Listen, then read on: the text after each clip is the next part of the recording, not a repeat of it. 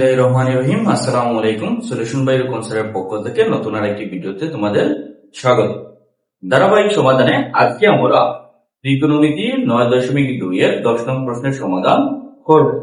তাহলে চলো কথা না বাড়িয়ে মূল ক্লাসে চলে যাই।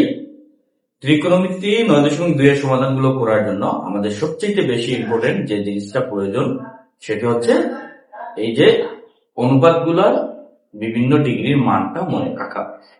আমাদের বই সারণীতে আমি যে প্রথম ভিডিওটি করেছিলাম ত্রিকোণমিতির, সেই ভিডিওতে সারণীটা দেওয়া আছে। তাহলে তোমাদের কাজ হবে ঝটপট এই সারণীর মানটা মুখস্থ করে দেওয়া। এইগুলো যদি মুখস্থ না থাকে তাহলে আমরা ক্যালকুলেটরের সাহায্যে পারবো, এই মানগুলো ক্যালকুলেটরের সাহায্যে নির্ণয় করা যায়, বাট এগুলো এক্স্যাক্টলি সেম মানগুলো আসে না, যার কারণে ক্যালকুলেশন গুলো মাঝে মাঝে জটিল হয়ে যায়। তাহলে দেখো আমাদের 10 নং প্রশ্নে কি দেওয়া আছে, sin 60 degree cos 30 degree sin 60 degree into cos 30 degree plus cos 60 degree into sin 30 equal to sin 90 degree। তার মানে আমাদের একটি ডান পক্ষ এবং বাম পক্ষ দেওয়া আছে, আমাদের এই ডান পক্ষ এবং বাম পক্ষটাকে সমান প্রমাণ করতে হবে। তাহলে আমরা প্রথমে বাম পক্ষের মান নির্ণয় করব, তারপর ডান পক্ষের মানটা নির্ণয় করব। যদি বাম পক্ষ এবং ডান পক্ষ সমান হয়ে যায় তাহলে ঠিক আছে, আমাদের প্রমাণ করব। তাহলে আমরা লিখলাম বাম পক্ষ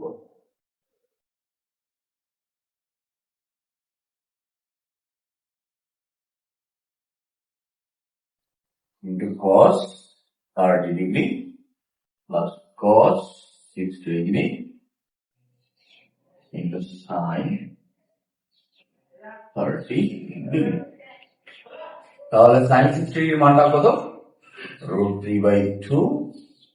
cos 60 ডিগ্রির মানটা কত? cos 30 ডিগ্রির মান √3/2।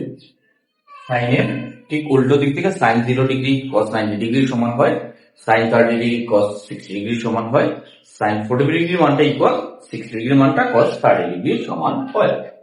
তাহলে cos 60 ডিগ্রির মানটা কত? 1/2, sin 60 ডিগ্রির মান হলো 1/2। তাহলে দেখো আমরা প্রথমে কি করলাম, মানটা বেছে দিলাম। এখন আমাদের ভগ্নাংশের গুণ চলে আসছে। ভগ্নাংশের গুণের সময় আমাদের কি করতে হয়, যে উপরেরটার সাথে উপরেরটা গুণ করতে হয়, নিচেরটার সাথে নিচেরটা গুণ করতে হয়, যদি না কাটাকাটি করা যায়। উপরের চেয়ে যদি সেম জিনিসটাকে বিভাজ্য কোনো জিনিস থাকে তাহলে ওই জিনিসটাকে আমরা ভাগ করবো। আর যখন দেখবো যে উপরের নিচে কোনো ভাগ করা যায় না, তখন আমরা উপরেরটার সাথে উপরেরটা গুণ করবো, নিচেরটার সাথে নিচেরটা গুণ করবো। তাহলে এখানে 2 দুগুণা 4 আর √3 গুণ করলে কত হবে? √3 স্কয়ার। আবারও নিচে 2 দুগুণা 4 আর 1 আর 1 গুণ করলে 1। আর এখানে থাকবো 4, রুট স্কয়ারটা কেটে যাবে, রুট স্কয়ার একসাথে আসলে কেউ থাকে না, 1/4। তাহলে 4 গেল লসাগু। ভগ্নাংশের যুগের নিয়ম তো আমরা জানি, প্রথমে হরগুলোর লসাগু নিতে হয়। 4 আর 4 লসাগু আসবে 4, 4 দ্বারা 4 কে ডিভাইড করলে হবে 1, 3 into 1 3, আর 4 দ্বারা 4 কে ডিভাইড করলে আসবে 1, 1 into 1 to 1। তাহলে 4 divided 4 equal to 1। এই 1টা sin কত ডিগ্রির মান? 1টা হচ্ছে sin 90 ডিগ্রির মান। তাহলে 1 এর পরিবর্তে আমরা লিখতে পারি sin 90 ডিগ্রি। তাহলে এটা কি সমান ডান বাম পক্ষ সমান ডান সমান।